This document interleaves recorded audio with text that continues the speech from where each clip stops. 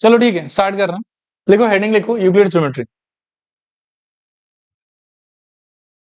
देखो ये चैप्टर जो है वो आपके ज्योमेट्री का फाउंडेशनल चैप्टर है। क्लास 9 में ज्योमेट्री का लेंथ बहुत ज्यादा लंबा है आप लोग का। हाँ, मैं जस्ट एक बार आपको ग्लिम्प्स देता हूँ कि क्लास 9 के अंदर में आपको पढ़ना क्या क्या है, कितना चैप्टर से जो ज्योमेट्री पे डिपेंडेंट है।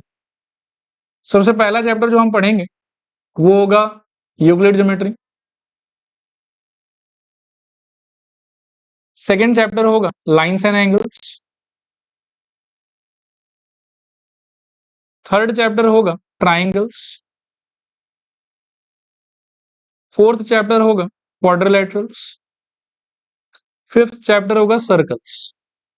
और सारा का सारा चैप्टर अपने आप में बहुत बहुत लंबा लंबा चैप्टर है। मतलब एक लाइन्स एंड एंगल्स को छोड़ के बाकी सारा चैप्टर ऐसा है कि एक एक महीना हम लोग वही चैप्टर पढ़ते रहेंगे। जब ट्राइंगल्स बिगिन होगा अगला एक महीना ट्राइंगल से चलेगा। क्वाड्रिलेटरल्स तो लगभग समझो कि 1.5 महीना के आसपास चलेगा। और सर्कल्स भी लगभग 1-1.5 महीना के आसपास चलेगा। सारा चैप्टर इंटरकनेक्टेड भी है। मतलब यूक्लिड ज्योमेट्री में 2, 4, 5 जो भी हम पॉइंट पढ़ेंगे वो आपको याद रखना पड़ेगा लाइन्स एंड एंगल्स के लिए। फिर लाइन्स एंड एंगल्स में जो भी पढ़ोगे, जो भी सीखोगे, वो सारा का सारा आपको ट्राइंगल्स में चाहिए होगा। जो ट्राइंगल्स में पढ़ोगे सीखोगे वो क्वाड्रिलेटरल्स में चाहिए होगा। सर्कल्स थोड़ा सा इंडिपेंडेंट है, लेकिन इसमें भी बीच बीच में ट्राइंगल वाला जो पार्ट है वो कहीं कहीं पे यूज हम लोग का होता रहता है। तो यहाँ से जिस चीज को हम स्टार्ट करें, जिस सीक्वेंस को हम स्टार्ट करें ज्योमेट्री वाले पार्ट को, you need to be very sincere and active in class. कि हर एक चीज आपको समझ में भी आना चाहिए और फ्यूचर के लिए वो चीज आपको याद भी रहना चाहिए। क्लियर है मेरे ख्याल में? चलिए बिगिन करते हैं चैप्टर को, यूक्लिड ज्योमेट्री। एक एक करके अपन लिखते भी जाएंगे। पहले आप लिख ही लो इस चीज को, फिर मैं एक्सप्लेन करता हूँ कि इसका मीनिंग क्या है।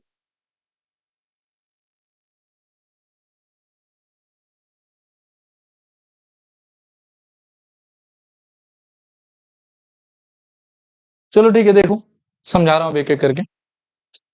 किसी भी चीज को हम जब नॉर्मली वर्ल्ड के अंदर में अपना आसपास जो भी सामान वामान देखते हैं, जब उसका मेजरमेंट हमको बताना होता है तो basically there are 3 things which we define about. ठीक है, हम उस चीज का लेंथ मेजर करते हैं, हम उस चीज का ब्रेथ मेजर करते हैं, और हम उस चीज का क्या मेजर करते हैं? हाइट। फिर से बता रहा हूँ, किसी भी चीज का मेजरमेंट को बताने के लिए हम सबसे पहले उसका क्या नापते हैं बताओ? लेंथ। लेंथ के बाद क्या नापते हैं? ब्रेथ। ब्रेथ के बाद क्या नापते हैं? हाइट। और लेंथ ब्रेथ और हाइट बताने के बाद में मोटा मोटा हमको आइडिया हो जाता है कि ये सामान इतना लंबा, इतना चौड़ा और इतना ऊंचा हो। क्लियर मेरे ख्याल में?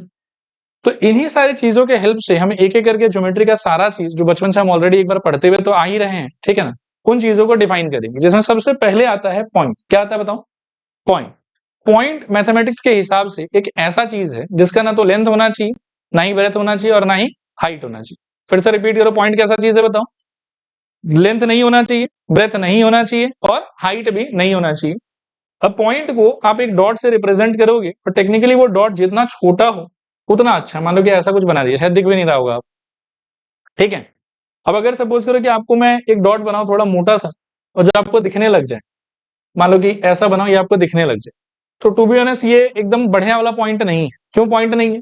क्योंकि यदि ये आपको दिखाई दे रहा है तो ऑब्वियसली इसका कुछ ना कुछ लेंथ होगा, कुछ ना कुछ क्या होगा? ब्रेथ होगा। लेकिन डेफिनेशन के हिसाब से पॉइंट एक ऐसा चीज है जिसका लेंथ भी नहीं होना चाहिए और ब्रेथ भी नहीं होना चाहिए। जो दुनिया का सबसे अच्छा पॉइंट होगा वो कैसे बना सकते हैं हम? आप एक पेंसिल लो, उसको बहुत ज्यादा शार्प करो, और उस पॉइंटेड पेंसिल से आप एक डॉट कहीं पे जो डॉट शायद आपको दिखेगा भी नहीं, उस डॉट को हम मैथमेटिक्स के हिसाब से क्या मान के चलेंगे बताओ? पॉइंट। क्लियर है मेरे ख्याल में? उसके बाद में एक चीज है लाइन। लाइन का मतलब है कि जिसके पास में लेंथ, ब्रेथ और हाइट में से पॉइंट के पास में ना लेंथ है, ना ब्रेथ है, और ना ही हाइट है। रिपीट करो, पॉइंट के पास में ना लेंथ है, ना ब्रेथ है, और ना ही हाइट है। लाइन के पास में क्या होगा बताओ? लेंथ होगा, ब्रेथ नहीं होगा, और हाइट नहीं होगा। लाइन के पास में क्या होगा बताओ? लेंथ होगा, ब्रेथ नहीं होगा, और हाइट नहीं होगा। क्लियर मेरे ख्याल में? लाइन का आप 3-4 अलग अलग फॉर्मेट देखोगे और आपको सारा पता होना चाहिए। लाइन का एक फॉर्मेट है लाइन सेगमेंट, मैं पहले समझा लेता हूं फिर आप कॉपी कर ले। फिर एक फॉर्मेट है इसका रे, और एक फॉर्मेट है इसका लाइन खुद। ठीक है, लाइन सेगमेंट का मतलब होता है ऐसा सामान, देखना ध्यान से, ऐसा सामान जिसका स्टार्टिंग पॉइंट भी फिक्स हो कि यहीं से स्टार्ट करना है, और एंडिंग पॉइंट भी फिक्स हो यानी कि यहीं पे एंड कर। इस टाइप की चीज को हम लोग क्या बोलते हैं बताओ? Line segment. इस टाइप की चीज को क्या बोलते हैं फिर से बताओ? Line segment. रे का मतलब होता है ऐसा कोई चीज, एरो जैसा, ठीक है, कि जिसका स्टार्टिंग पॉइंट तो फिक्स होगा हमारे लिए, लेकिन एंडिंग पॉइंट हमारे लिए फिक्स नहीं होगा। इस टाइप की चीज को हम लोग क्या बोलते हैं? रे। और इसको आप जितना चाहो उतना आगे तक आप प्रोसीड कर सकते हो, ऐसे जितना चाहो उतना आगे तक आप इसको खींच सकते हो। और उसके बाद में सिर्फ अगर आप लाइन बोल के छोड़ देते हो ना, तो वो कुछ इस टाइप का चीज है, देखो समझना। लाइन का मतलब ऐसा कुछ जिसको आप जितना चाहो फ्यूचर में, जितना चाहो आप आगे भी एक्सटेंड कर सकते हो और जितना चाहो आप उतना पीछे भी एक्सटेंड कर सकते हो, ये लाइन का मतलब। ठीक है, तो लाइन का हमारे पास में कितना कैटेगरी होगा बताओ? 3 कैटेगरी होगा। एक कैटेगरी क्या होगा? Line segment. दूसरा कैटेगरी क्या होगा? रे। और तीसरा कैटेगरी क्या होगा? लाइन। लाइन सेगमेंट का मतलब क्या है? Start point fix, and point fix, उस टाइप की चीज को क्या बोलेंगे हम लोग? Line segment. रे का मतलब क्या होगा? Start point fix, and point not fix, जितना चाहो इस तरफ आप इसको खींच सकते हो। और लाइन का मतलब क्या होगा? ऐसे बनाने के लिए हमारा कॉपी में तो इनफाइनाइट लेंथ हम बना नहीं सकते हैं, लेकिन दोनों तरफ हम एरो बना के छोड़ देंगे। दैट विल मीन कि हम लेफ्ट में भी जितना चाहे इसको प्रोड्यूस कर सकते हैं और राइट में भी हम जितना चाहे इसको प्रोड्यूस कर सकते हैं। क्लियर मेरे ख्याल में? ये बाकी का डेफिनेशन कॉपी करो।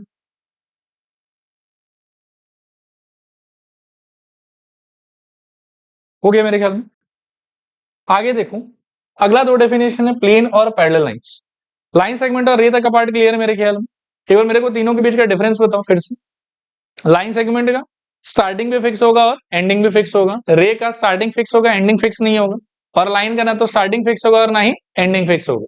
ये जितना चाहो उतना प्रोड्यूस आप कर सकते। नेक्स्ट डेफिनेशन आता है आपके लिए प्लेन, और उसके बाद आता है पैरेलल लाइंस। तो प्लेन क्या होता है? चाहो तो पहले कॉपी ही कर लो, उसके बाद बात करते हैं।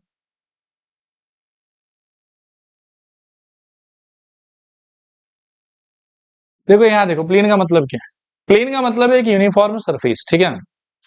वैसे एक लाइन यहाँ पे लिखा हुआ नहीं है, लेकिन हम थोड़ा सा यहाँ से देखते हैं। पॉइंट का मतलब क्या था? ऐसा चीज जिसके पास में लेंथ, ब्रेथ और हाइट तीनों में से कुछ भी ना हो। लाइन का मतलब क्या था? ऐसा चीज जिसके पास में लेंथ हो, ब्रेथ और हाइट ना हो। फिर इसके कंपैरिजन में अगर कोई आपसे पूछे कि प्लेन का मतलब क्या है, तो आप एक डेफिनेशन ये भी बोल सकते हो, ऐसा चीज जिसके पास में लेंथ हो और क्या हो? ब्रेथ हो, लेकिन हाइट ना हो। ऐसा चीज जिसके पास में लेंथ हो, ब्रेथ हो और हाइट ना हो। और दूसरा डेफिनेशन आप ये भी बोल सकते हो कि it is the kind of what? Uniform surface. Example बताओ, अगर मैं आपको बताऊं, तो आप जैसे मान लो कि इस कॉपी को देख, और इस कॉपी का ये वाला जो सरफेस है, इस सरफेस को हम लोग क्या बोलेंगे बताओ? Plane surface. क्या बोलेंगे बताओ? Plane surface. इस बोर्ड का जो सरफेस है इसको भी हम क्या बोल सकते हैं? Plane surface. किसी वॉल का जो सरफेस है उसको भी हम क्या बोल सकते हैं? Plane surface. क्लियर है मेरे ख्याल में? क्या चीज को प्लेन नहीं बोलोगे आप, ये बताओ? जैसे ये रिमोट का सरफेस है, अब इसको प्लेन बोलोगे कि इसको प्लेन नहीं बोलोगे? इसको प्लेन आप नहीं बोलो। क्लियर मेरे ख्याल में? उसके बाद में आता है पैरेलल लाइंस। तो पैरेलल लाइंस का मतलब है कि दो ऐसा लाइन जिसको आप जितना चाहो लेफ्ट में प्रोड्यूस करो, जितना चाहो राइट में प्रोड्यूस करो, कभी भी जाके ये लोग एक दूसरे से मीट नहीं करेगा। इस टाइप के लाइंस को हम लोग क्या बोलेंगे? Parallel lines. क्लियर है मेरे ख्याल में? अगला लिखो।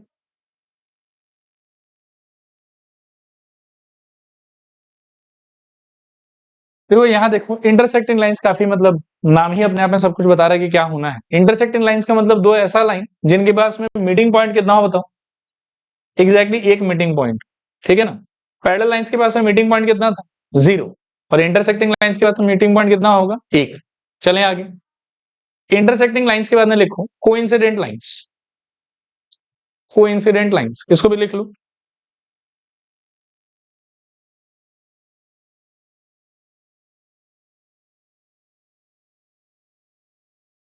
देखो हो गया होगा सबका, थोड़ा ध्यान से सुनना और समझने का ट्राई करना मैं क्या बोल रहा हूँ। सपोज करो कि ये वाला ब्लैक पेन एक लाइन है अपने आप में, और ये ब्लू पेन अपने आप में एक लाइन। अगर सपोज करो कि मैं इनको इस तरीके से प्लेस करके रखूं कि दोनों को ऊपर या नीचे जितना भी प्रोड्यूस कर लूं, ये लोग कभी मीट नहीं करेगा, तो इस सिचुएशन में लाइंस को आप क्या बोलोगे? Parallel lines. अगर ये लोग ऐसे प्लेस्ड है कि इनके बीच में एक इंटरसेक्शन पॉइंट है, एक कॉमन पॉइंट है, तो क्या बोलोगे इनको? Intersecting line. और सपोज करो कि ये दोनों ऐसे एक दूसरे पे टोटली प्लेस्ड है सच दैट कि इनका सारा पॉइंट एक दूसरे के साथ में कॉमन। पैरेलल के टाइम पर एक भी पॉइंट कॉमन नहीं है, इंटरसेक्टिंग के टाइम पर सिर्फ एक पॉइंट कॉमन है। और अगर ओवरलैप करा देते हो सच दैट कि सारा का सारा पॉइंट कॉमन हो जाए, तो उस सिचुएशन को आप क्या बोलोगे बताओ? Coincident lines. क्लियर है मेरे ख्याल में सारा चीज? ओके। नेक्स्ट लिखो आप एग्जाम्स एंड पोस्टुलेट। पहले इनका डेफिनेशन लिख लो, फिर बताता हूं।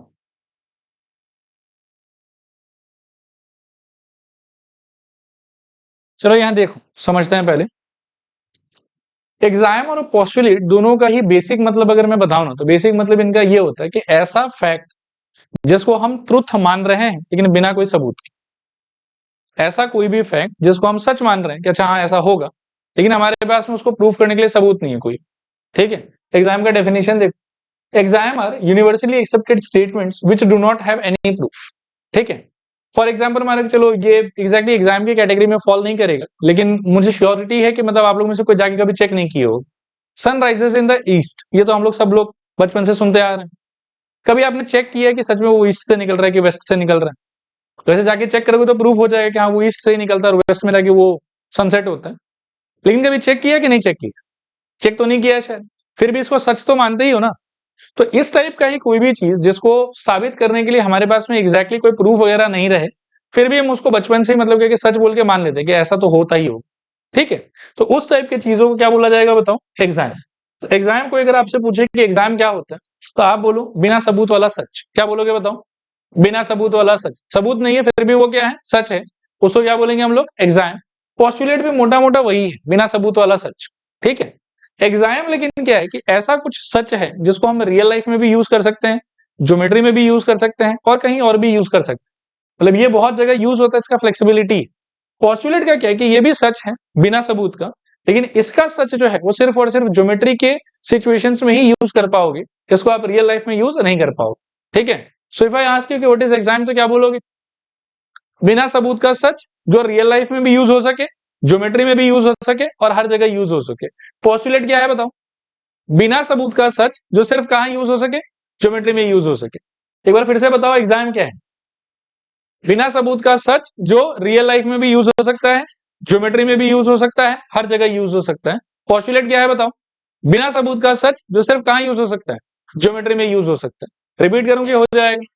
हो जाएगा। अगर आप हेडिंग लिखो यूक्लिड्स एग्जाम्स, यूक्लिड्स एग्जाम्स, एक बार ना 2 मिनट मेरे तरफ देख लो, एग्जाम के बारे में फिर से बचाओ, वहां बताओ एक बार व्हाट इज एग्जाम। बिना सबूत वाला सच ना। यूक्लिड वाज अ मैथमेटिशियन जिसने अपने एक किताब में बहुत सारा ऐसा सच लिखा था। उसने लगभग 70-75 सच लिखा था। हमको उतना नहीं चाहिए, हमको यूक्लिड के सच के लिस्ट में से 7 जो सच है वो हमारे किताब में दिया हुआ। ये सातों हम एक बार लिखेंगे, फिर थोड़ा थोड़ा इनको समझने का भी हम ट्राई करेंगे।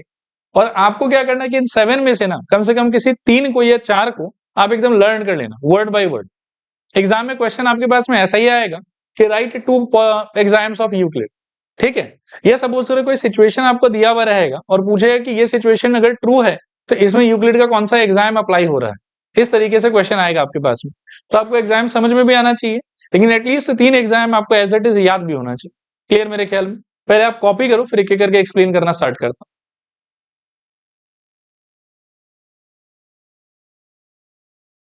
चलो पहले ये सारा एक्सप्लेन कर देता हूँ आपको, उसके अंदर बाकी फिर और भी 3 है उसको कॉपी करेंगे। पहला वाला पढ़ो तो एक बार जोर से, क्या दिया हुआ।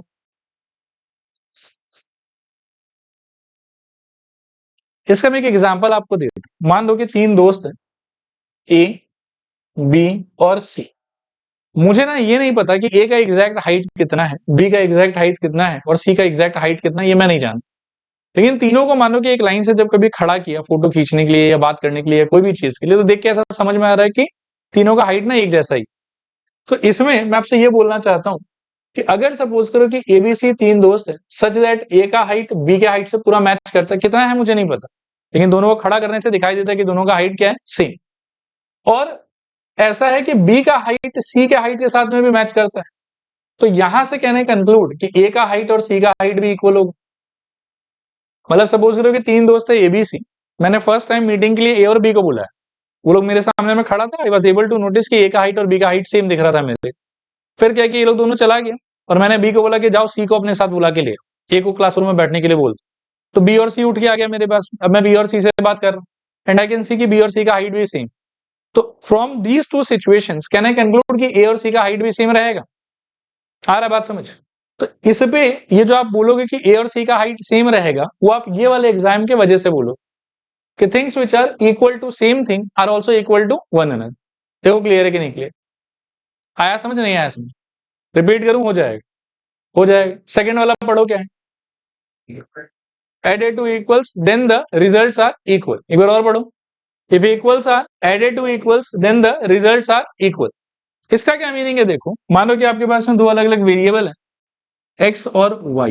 ठीक है, और कोई बता दिया आपको कि x और y का वैल्यू इक्वल। अब मान लो कि आप x के वैल्यू में 2 ऐड करो और y के वैल्यू में भी 2 ऐड करो, तो उससे इस एक्सप्रेशन का जो आंसर होगा और इस एक्सप्रेशन का जो आंसर होगा वो क्या होना चाहिए, इक्वल होना चाहिए। और इसी चीज को हम लोग बोलते हैं कि इफ इक्वल्स, यानी कि सेम नंबर अगर आप ऑलरेडी किसी दो इक्वल रहने वाले एक्सप्रेशन में ऐड करो तो जो नया एक्सप्रेशन आपका बनेगा उस एक्सप्रेशन को हम लोग क्या बोलेंगे कि दे आर ऑल्सो इक्वल। देखो क्लियर है कि नहीं क्लियर? इसका यूज क्या है थोड़ा वो भी आपको समझा देता हूँ। मान लो कि मैं अगर आपसे पूछूं कि x plus two is equals to या x minus two is equals to 7, can you tell me कि x क्या होता है? 5 के 9? 9 होना चाहिए मेरे ख्याल में। अब हम क्या है कि अपने हिसाब से इसको ऐसे डील करते हैं, देखो कि x यहाँ है, हम सोचते हैं कि हमने 2 को वहां शिफ्ट कर दिया तो इज इक्वल्स टू क्या आ गया 7 प्लस 2 और x इक्वल्स टू क्या आ गया बताओ 9। लेकिन इसी चीज को सोचने का एक तरीका ये भी हो सकता है कि I know x minus two is equal with what 7, और मुझे किसका वैल्यू जानने में इंटरेस्ट है इसमें से बताओ, x का वैल्यू जानने में इंटरेस्ट है। तो x से जो चिपका हुआ नंबर है मुझे वो हटाना पड़ेगा, और वो हटाने के लिए व्हाट आई कैन डू कि सिंस मैं देख सकता हूं कि ये माइनस टू है तो इसको भगाने के लिए हम क्या कर सकते हैं बताओ, प्लस टू कर सकते हैं। तो प्लस टू हम यहां भी कर देंगे और प्लस टू हम यहां भी कर देंगे, और यहाँ के प्लस टू से क्या होगा कि ये दोनों कट जाएगा, यहाँ क्या बचेगा हमारे पास में x और यहाँ क्या बचेगा बताओ 9। तो एक्चुअल में जो ये काम हम करते हैं ना वो भी इसी रूल की वजह से होता है। ठीक है, पढ़ो ये वाला रूल फिर से पढ़ो।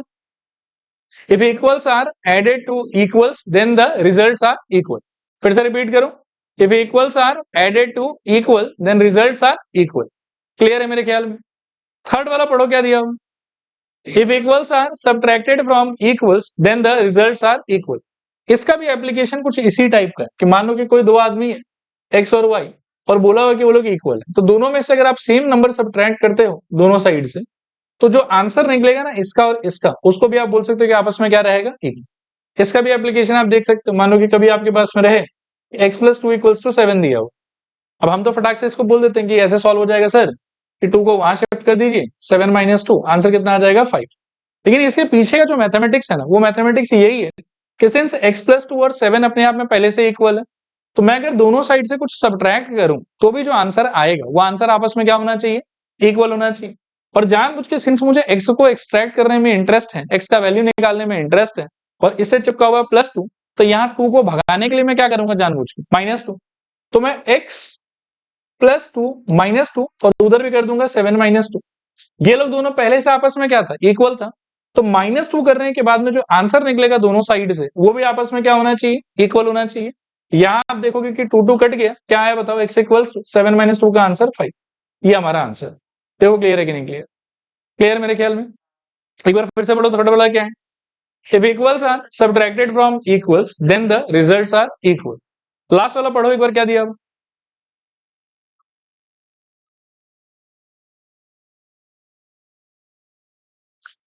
इसमें बोला हुआ है कि थिंग्स विच कोइंसाइड और overlap with one another are equal to one another. ठीक है, अब देखो मान लो कि ये एक कॉपी है, ये एक दूसरा कॉपी है, ठीक है ना।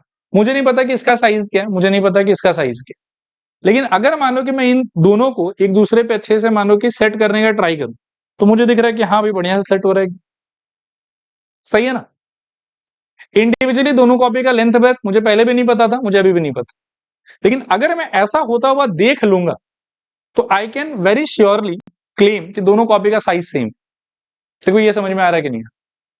मुझे पहले भी नहीं पता था कि इसका लेंथ कितना है, इसका ब्रेथ कितना है, इसका लेंथ कितना है, इसका ब्रेथ कितना है, और मुझे अभी भी नहीं पता कि इनका लेंथ ब्रेथ कितना है। लेकिन अगर ये लोग दोनों एक दूसरे से एग्जैक्टली ओवरलैप हो रहा है तो बिना लेंथ ब्रेथ जाने भी आई कैन क्लेम कि भैया पक्का पक्का इनका जो साइज है वो एक दूसरे से क्या है, इक्वल।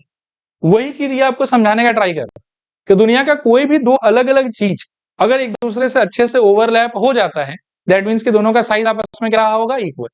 आप जैसे अपने दोनों हाथ को देखो, ऐसे ओवरलैप कराओ इस, तो you'll find कि अच्छे से कोइंसाइड हो रहा है।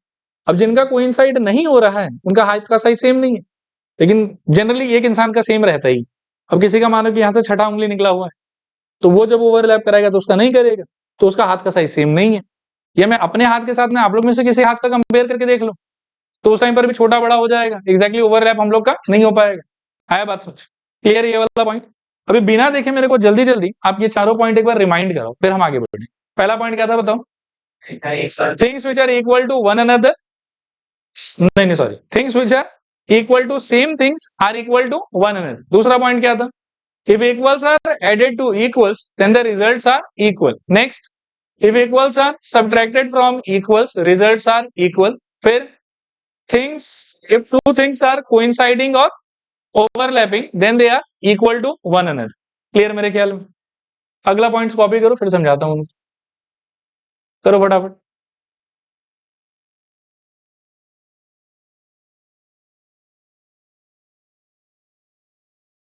देखो सबसे पहला पॉइंट क्या, पढ़ के बताओ एक बार।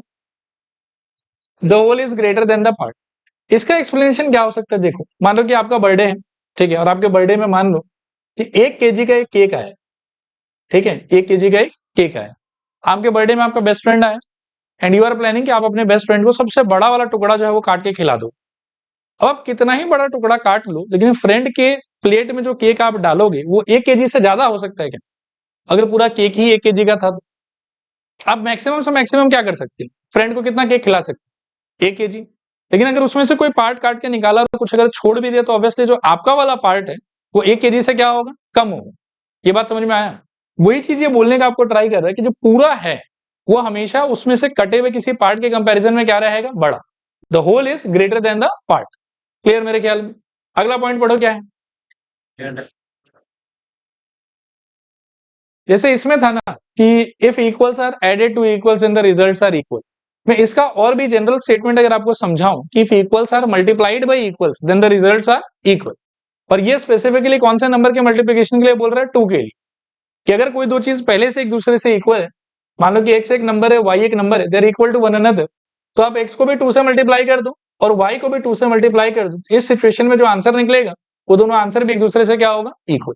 सिमिलरली लास्ट वाला पॉइंट बोल रहा है कि अगर x एक नंबर है और y एक नंबर है जो कि आपस में क्या है? इक्वल, तो x को भी आप किससे डिवाइड करो? 2 से, और y को भी आप किससे डिवाइड करो? 2 से, तो जो आंसर आएगा इनका ये भी आपस में क्या रहेगा? इक्वल। क्लियर मेरे ख्याल में? नेक्स्ट आप हेडिंग लिखो, यूक्लिड्स 5 पोस्टुलेट्स। अच्छा, एग्जाम्स में आपको मिनिमम याद कितना करना है?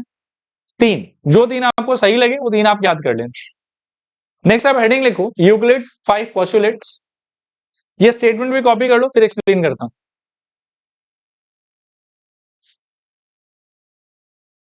देखो इसको देखो, ये बोल रहे कि स्ट्रेट लाइन में be drawn from any point two any other point. इसका मीनिंग क्या है देखो, और ये भी जैसे ये पोस्टुलेट है तो इसका प्रूफ होगा हमारे पास में कि बिना प्रूफ वाला सच है, बिना प्रूफ वाला सच है।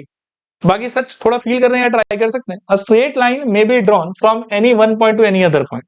आप पूरे बोर्ड पे कहीं पे भी एक पॉइंट यहां ले लो और कहीं पे भी एक पॉइंट आप यहां ले लो, यहां यहां यहां कहीं पर भी आप ले सकते हो। But if you choose any 2 points then I will always be able to draw a straight line between those 2 points। इन दोनों पॉइंट को जोड़ने वाला स्ट्रेट लाइन में पक्का बना सकते, चाहे आपके पॉइंट्स का लोकेशन कहीं पर भी हो। ठीक है, एक पॉइंट कहीं पर भी आप ले लो पूरे बोर्ड में और दूसरा पॉइंट भी आप बोर्ड के ऊपर में कहीं पर भी ले लो, और दोनों पॉइंट को जोड़ के हम हमेशा क्या बना पाएंगे बताओ? एक स्ट्रेट लाइन। क्लियर मेरे ख्याल में? इसको बना भी लो आप।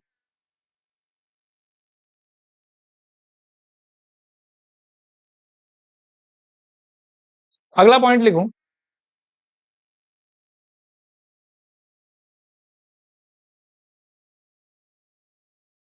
देखो इसका मीनिंग क्या है।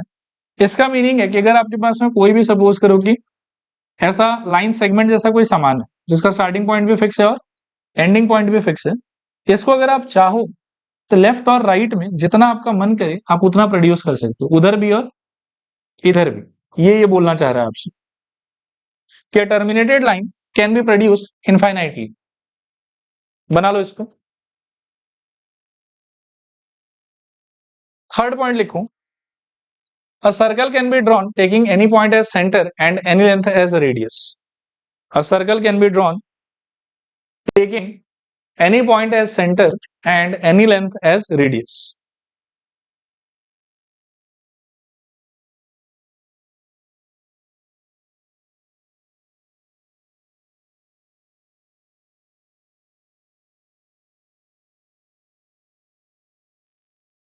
देखो इसका मीनिंग क्या है। इसका मीनिंग है कि किसी भी लोकेशन पे आप कितने भी साइज का सर्कल ड्रॉ कर सकते हो। मानो कि यहां अगर मैंने ड्रॉ किया तो इस सिचुएशन में होगा क्या कि इसके बीच का कोई एक पॉइंट सेंटर की तरह काम करेगा और ये वाला लेंथ यहाँ पर किसकी तरह काम करेगा? रेडियस की तरह काम करेगा। मान लो कि मुझे सेंटर चेंज करना है या रेडियस चेंज करना है, कोई प्रॉब्लम नहीं। मान लो कि मैं यहाँ पे बड़ा सर्कल बना लेता हूँ, सेंटर भी चेंज हो गया, सेंटर यहाँ आ गया और रेडियस भी पिछले बार के मुकाबले क्या है? छोटा है कि बड़ा है? बड़ा है। तो कहने का मतलब है कि आप किसी भी लोकेशन पे किसी भी साइज का सर्कल ड्रॉ कर सकते हैं, और जब आप सर्कल ड्रॉ करेंगे तो उसका सेंटर डिसाइड हो जाएगा, और साथ ही साथ उससे क्या डिसाइड हो जाएगा, रेडियस डिसाइड हो जाएगा। क्लियर मेरे ख्याल में? बना लो इन दोनों को।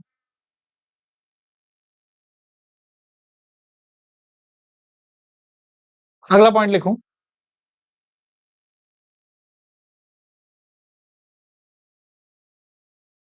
all right angles are equal to one another. All right angles are equal to one another. All right angles are equal to one another. 2 minute मेरी तरफ देखो, ये थोड़ा सा मतलब अजीबोगरीब बात है, सुनना पहले एक बार ध्यान से, फिर समझने का ट्राई करना। आपके हिसाब से राइट एंगल का मतलब क्या होता है? ये आपके हिसाब से होता है, लेकिन यूक्लिड के टाइम पर ये 90 डिग्री 60 डिग्री ये सब हुआ ही नहीं था। जिस टाइम पर यूक्लिड ने ये सारा पोस्टुलेट और एग्जाम को लिखा था, उस टाइम पर यूक्लिड के हिसाब से 90 डिग्री ये सब वाला कोई बात डेवलप नहीं हुआ था। तो यूक्लिड के टाइम पर राइट एंगल का मीनिंग होता था, मतलब है वही चीज, लेकिन समझने का बोलने का तरीका अलग है। यूक्लिड के टाइम पर राइट एंगल का मतलब था कि दो ऐसा लाइन जो एक दूसरे से इस तरीके से मीट करे, सो दैट कि यहाँ पे बनने वाला चारों एंगल एक दूसरे से इक्वल। जैसे मैं इसको 1 2 3 4 बोल दूं ना, तो एंगल 1 का value must be equal with angle 2 का value, must be equal with angle 3 का value, must be equal with angle 4 का वैल्यू। और इस टाइम पर all of them are right angles individually. ये यूक्लिड के टाइम पर होता था। बाद में जाके इस चीज को 90 डिग्री का जो है वो वैल्यू दे दिया गया, लेकिन यूक्लिड के टाइम पर 90 डिग्री बोल के कुछ एग्जिस्ट नहीं करता था। तो यूक्लिड के टाइम पर राइट एंगल का मतलब क्या था? दो इंटरसेक्टिंग लाइन इस तरीके से मीट करना चाहिए सच दैट कि वहां बनने वाला चारों एंगल आपस में क्या हो, इक्वल। तो उन चारों एंगल को इंडिविजुअली क्या बोला जाएगा कि all of them are right angles. मतलब एंगल 1 भी राइट एंगल है, एंगल 2 भी राइट एंगल है, एंगल 3 भी राइट एंगल, और एंगल 4 भी क्या है, राइट एंगल है। और आप राइट एंगल को कहीं पर भी बनाओ, किसी भी दो लाइन के हेल्प से बनाओ, राइट एंगल का वैल्यू हमेशा एक दूसरे के साथ में क्या रहेगा, इक्वल।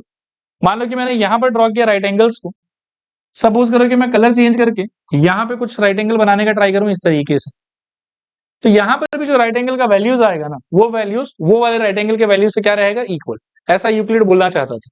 और बाद में जाके तो बहुत कन्वीनियंट, बहुत ईजी हो गया, क्योंकि बाद में हमको ये पता चल ही गया कि राइट एंगल का मतलब कितना डिग्री होता है, 90 डिग्री।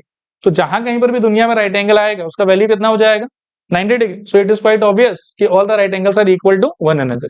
लेकिन यूक्लिड के टाइम पर 90 डिग्री वाला बात नहीं था। यूक्लिड के टाइम पर क्या था कि दो इंटरसेक्टिंग लाइंस होगा, और उस मोमेंट पे बनने वाला चारों एंगल आपस में क्या होगा, इक्वल। और उस सिचुएशन में हर एक एंगल को इंडिविजुअली आप क्या बोलोगे, राइट एंगल। और यूक्लिड के हिसाब से सारा राइट एंगल दुनिया के एक दूसरे से क्या होगा, इक्वल। क्लियर मेरे ख्याल में? इसको बना लो।